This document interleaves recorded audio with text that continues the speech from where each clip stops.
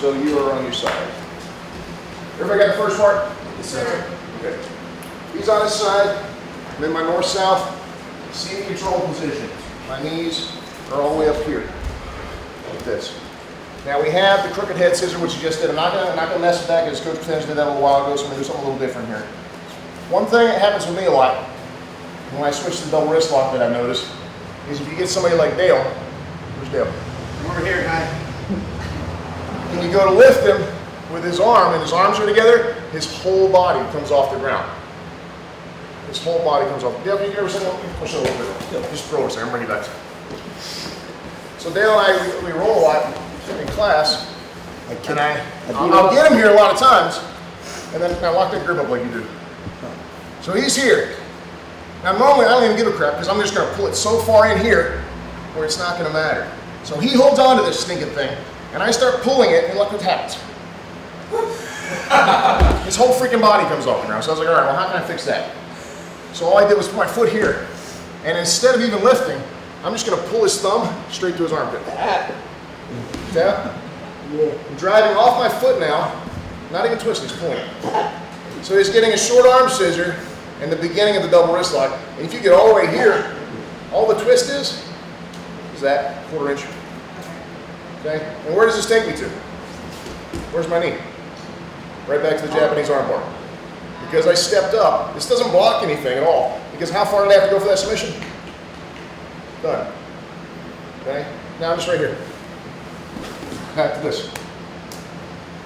Thumb goes towards the feet so he can't roll out. I'm already squeezing my knees as hard as I possibly can. This should never touch my chest. I'm done here. Okay? If I land in a different position here, how about a second slide?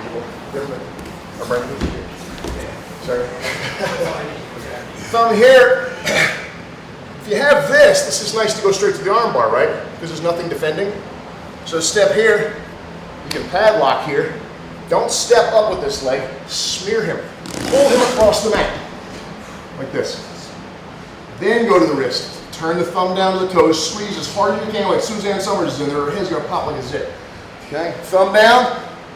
And pull. I got a good 10 inches there before it'll break. Because I need to be able to break it. Now, if I get here, and sometimes the foot lands here, right? This happens a lot. I can switch real quick to what? Triangle. Right?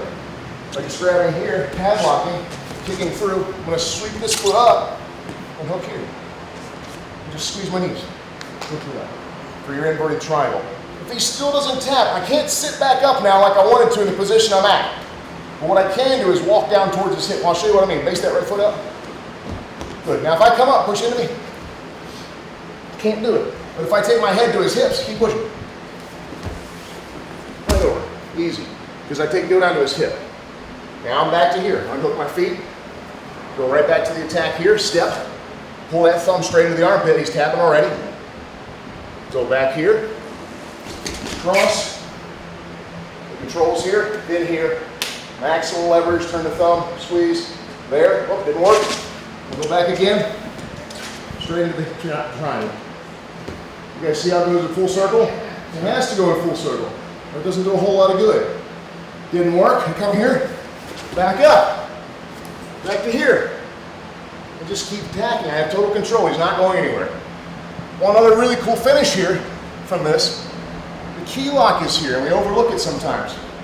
So I'm going to take this arm and snake it through nice and deep. Grab my arm. Before I move my hand, my thumb moves.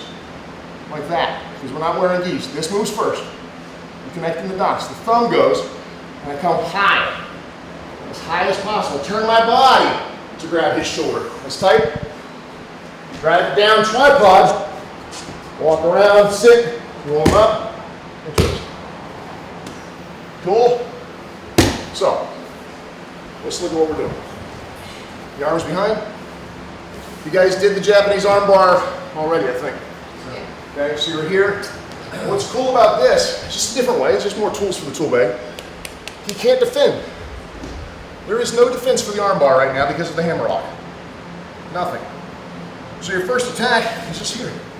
Grabbing that and pulling him with you. That way it's as tight as possible. Squeezing my knees. I'm actually still pulling my heels to my butt. There's the control. I'm not doing this. I come up here, turn his thumb down, 1, 2. Squeeze the knees, he's already done. Okay, here's your first one. Now once you come back up, same thing now. I go to do it. This time I want you to grab your hands when I go, okay? What did I just do? Just did that all, right? Okay. So forgot what it was. Start to pull up. Oh, I'm going to do the arm bar here. I go to the side, but get his grip. Okay? I'll push this foot through. Sweep the floor. I want to sweep the floor so it pulls that shoulder of his right into his carotid. Sweep it high, then put this leg on. Makes it very, very tight. Squeeze the knees for the triangle. Is with me so far?